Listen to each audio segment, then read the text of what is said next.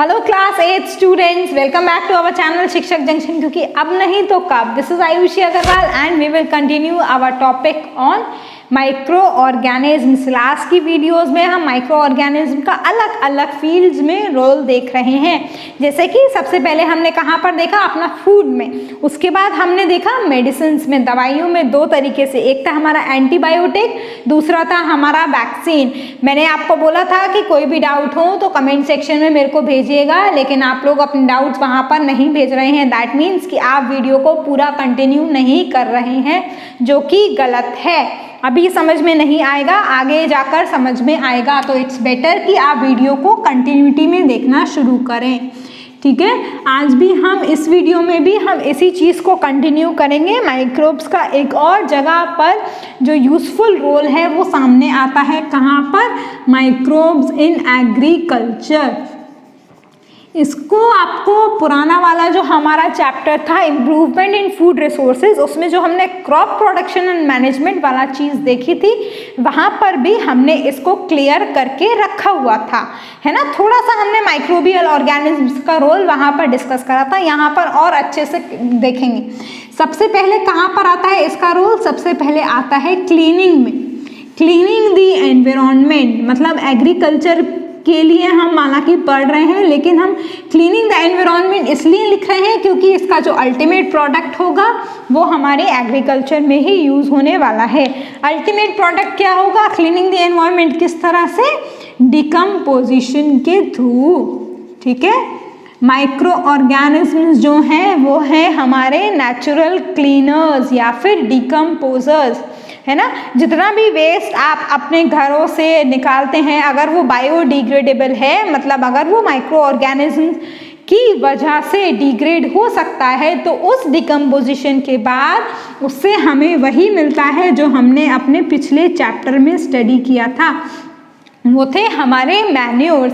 ये मैन्योर हमारी अगर फील्ड में डाले जाएं तो फर्टिलिटी को इंक्रीज करने का काम करते हैं। तो एक तीर से हमने दो काम किए। पहला काम तो हुआ हमारा एनवायरनमेंट का क्लीन होना, दूसरा काम हुआ उससे जो हमें प्रोडक्ट मिला वो हमने अपनी फील्ड में फर्टिलिटी को बढ़ाने के लिए यूज किया as a manure.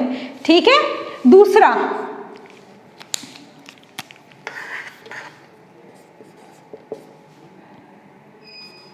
Directly fertility को बढ़ाएंगे ये माइक्रोब्स। कैसे बढ़ाएंगे? हमने अपने चैप्टर में, लास्ट वाले जो चैप्टर था उसमें पल्सेस की बात करी थी, जिसपे हमने शायद थोड़ा सा इन लेग्यूमिनस रूट्स के बारे में भी देखा था। ये लेग्यूमिनस रूट्स कहाँ पर होते हैं? हमारी पल्सेस में होते हैं। पल्सेस के जो रूट्स होते हैं वो उसमें बड़े बड़े, आप फोड़े कह सकते हो, वो होते हैं, है ना। वो इसीलिए होते हैं क्योंकि उन रूट्स में ये माइक्रो ऑर्गेनिज्म फिक्स रहते हैं। अगर एग्जाम्पल की बात करें तो एग्जाम्पल आएगा राइजोबियम। ऐसे माइक्रो ऑर्गेनिज्म हैं ये जो लेग्यूम्स की रूट्स होती हैं। लेग्यूम्स मतलब दाल हो गई हमारी, उन दालों की जो रूट्स होती है पेड़ों की, वहाँ पर ये माइक्रो ऑर्गेनिज्म फिक्स रहते हैं और नाइट्रोजन को फिक्स करने का एनवायरनमेंट से काम करते हैं, जिससे हमारी फील्ड में जो नाइट्रोजन का कंटेंट है वो बढ़ जाता है। और N, P और K ये तीन मैक्रोन्यूट्रिएंट्स हैं जो फील्ड की ग्रोथ, क्रॉप की ग्रोथ के लिए हमारी फील्ड में चाहिए। तो इस तरह से इसने क्या किया? हमारी फील्ड की जो फर्टिलिटी है उसको भी बढ़ाया। ठीक है, तो इसी तरह से माइक्रो ऑर्गेनिज्म जो हैं वो एग्रीकल्चर में यूज होते हैं। इसके अलावा माइक्रोब्स का और रोल अगर एग्रीकल्चर में देखें तो आता है ये bio control agents.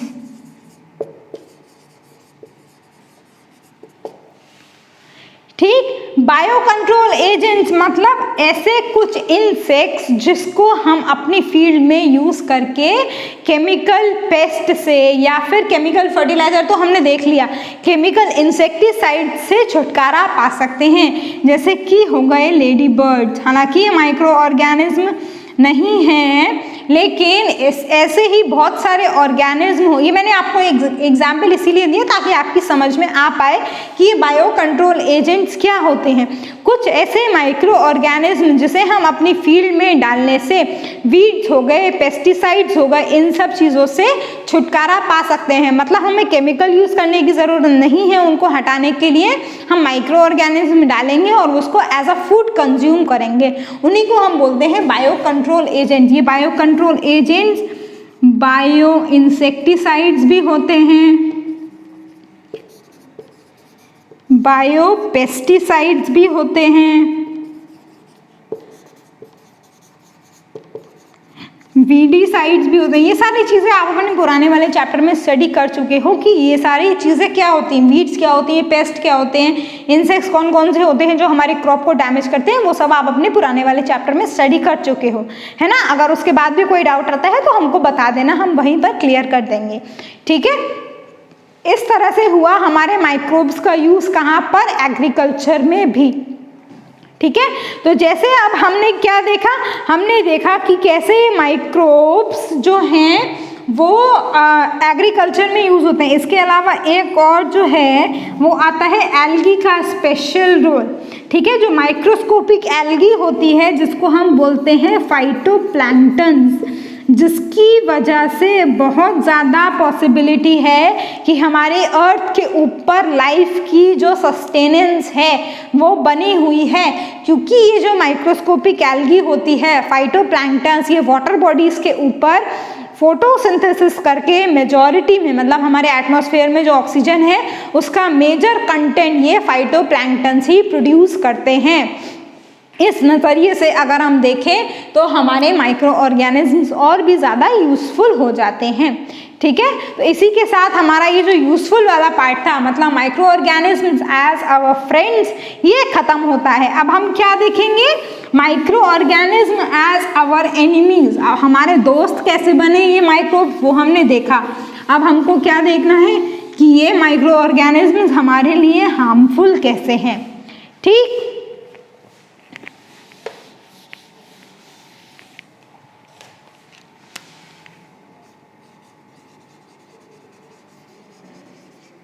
Harmful microbe, सबसे पहले हार्मफुल माइक्रोब्स में उन माइक्रो ऑर्गेनिजम्स की कैटेगरी आएगी जो डिसीज कॉज करते हैं, और हम एक एक करके चारों को लेंगे। हमने जब माइक्रो ऑर्गेनिज्म पढ़े थे तो हमने 4 चीज़ें देखी थी, बैक्टीरिया, वायरस, फंजाई और प्रोटोजोआ। इन्हीं 4 को एक एक करके लेंगे। सबसे पहले किसकी बात करेंगे, सबसे पहले हम बात करेंगे अपने बैक्टीरिया की, क्योंकि यही सबसे ज़्यादा तादाद में प्रेजेंट है और यही सबसे ज़्यादा डिसीजेस कॉज भी करता है, ठीक है। एग्जाम्पल लेके देखते हैं कौन कौन सी ऐसी डिसीजेस हैं जो बैक्टीरिया से होती हैं। देखो सबसे पहले आती है हमारी ट्यूबरकुलोसिस। सीरियल मैटर नहीं करता, मतलब सीक्वेंस मैटर नहीं करता, आपको नाम याद होने चाहिए कि कौन कौन सी ऐसी डिसीजेस हैं जो बैक्टीरिया से होती हैं। इसका पॉजिटिव एजेंट क्या हुआ, माइकोबैक्टीरियम ट्यूबरकुलोसिस। इसी वजह से इस डिसीज का जो नाम है वो ये है, और ये है उसको लिखने का तरीका। इसको भी हम कभी नहीं भूलेंगे, अदरवाइज गलत हो जाएगा, ठीक है। इसके अलावा और की अगर बात करें तो होगा कॉलरा। ये भी बैक्टीरिया से होता है जिसका नाम होता है विब्रियो कॉलरे, ठीक। और अगर बात करें तो टाइफॉइड, साल्मोनेला टाइफी। देखो डिसीजेस के नाम में ही या फिर ऑर्गेनिज्म के नाम में ही जो डिसीज़ है वो छुपी हुई है, लेकिन उसके लिए आपको एक चीज़ तो याद करनी पड़ेगी। चाहे डिसीज़ का नाम याद कर लो, चाहे ऑर्गेनिज्म का नाम याद कर लो, दोनों में से अगर एक भी चीज़ याद हो गई तो दूसरी चीज़ अपने आप याद हो जाएगी, ठीक है। टाइफी से टाइफॉइड आ गया, कॉलरा का कॉलरा ऐसे का ऐसे ही आ गया, ऐसे ट्यूबरकुलोसिस का जो टीबी है वो भी ऐसे ही का ऐसे ही आ गया। ये है कुछ ऐसी डिसीजेस के नाम जो बैक्टीरिया से होते हैं। अब आएगी हमारी दूसरी कैटेगरी वायरस से। एक तो वायरस से डिसीज आप सबको पता चली गई है, जो अभी तक पता नहीं थी पहले, है ना। कौन सी डिसीज है वो, यही जो आजकल चल रहा है, उसको मैं बोर्ड पर नहीं लिखूंगी, ठीक है। पोलियो डिसीज, ये हमने जब वैक्सीन पढ़ा था तो मैंने आपको बताया था, है ना। पोलियो जो होती है वो वायरस से होती है। कौन सी वायरस है वो? पोलियो वायरस, ठीक है। इसके अलावा रेबीज एक डिसीज होती है जो कुत्ते के काटने से होती है। अगर कोई कुत्ता हमको काट लेता है तो सबसे पहले ये चेक किया जाता है कि उस डॉग के अंदर ये रेबीज के वायरस प्रेजेंट हैं या नहीं है, क्योंकि ये रेबीज जो डिसीज है वो फेटल डिसीज है। हर हालत में पर्सन की डेथ होनी ही होनी है, ठीक है। ऐसा इसलिए होता है क्योंकि इस पर्टिकुलर डिसीज का जो सिम्टम होता है वो होता है हाइड्रोफोबिया, मतलब इंसान को पानी से डर लगने लगता है। स्विमिंग पूल वाले, समुंदर वाले पानी का मतलब नहीं है, नॉर्मल पानी से भी डर लगने लगेगा, इसीलिए इस डिसीज को हम बोलते हैं फेटल डिसीज, ठीक है।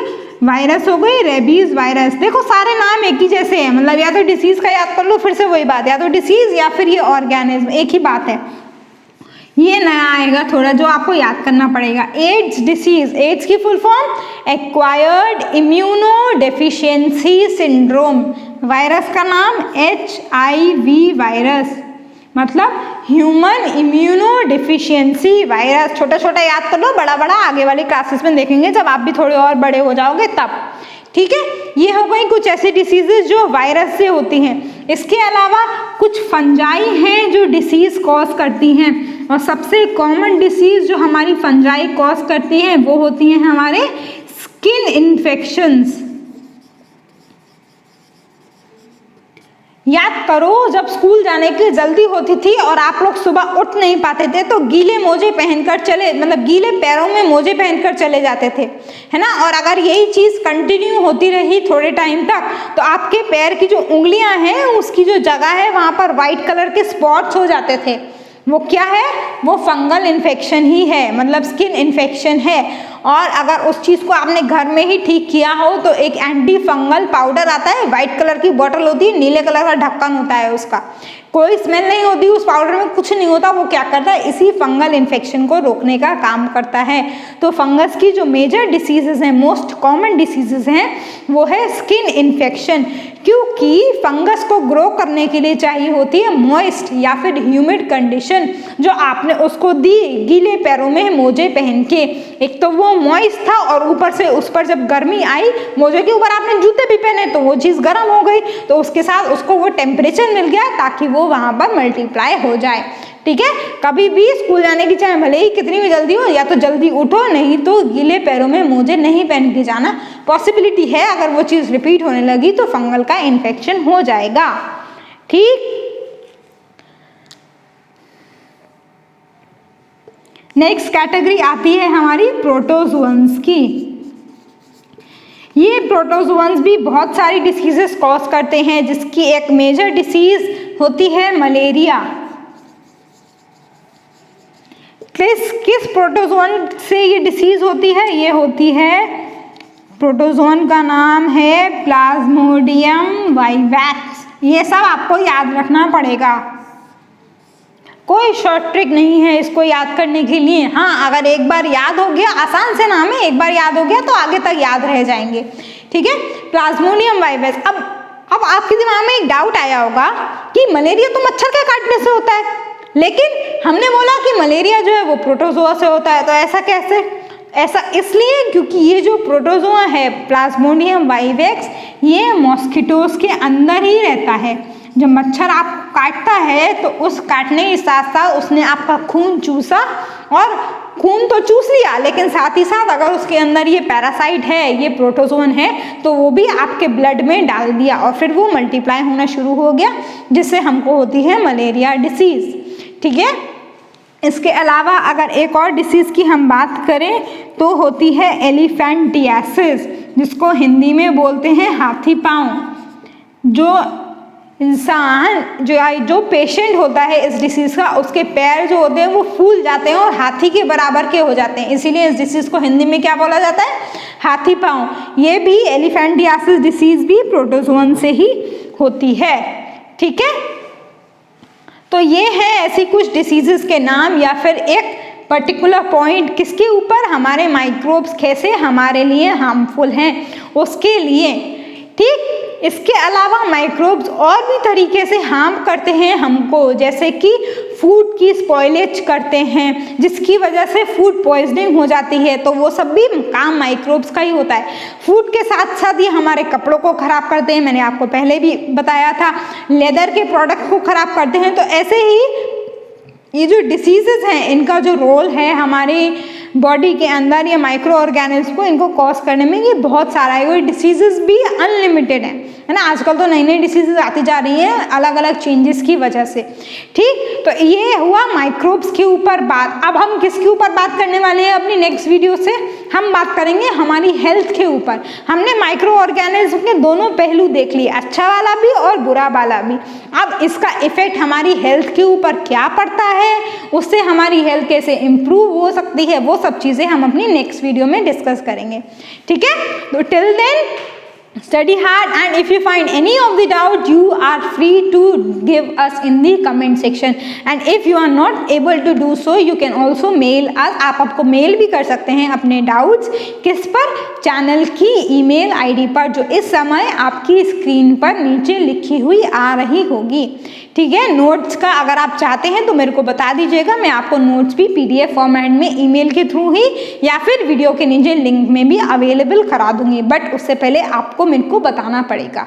ठीक है, तो अच्छे से पढ़िए, मिलेंगे अपनी नेक्स्ट वीडियो में। Till then bye bye, thank you.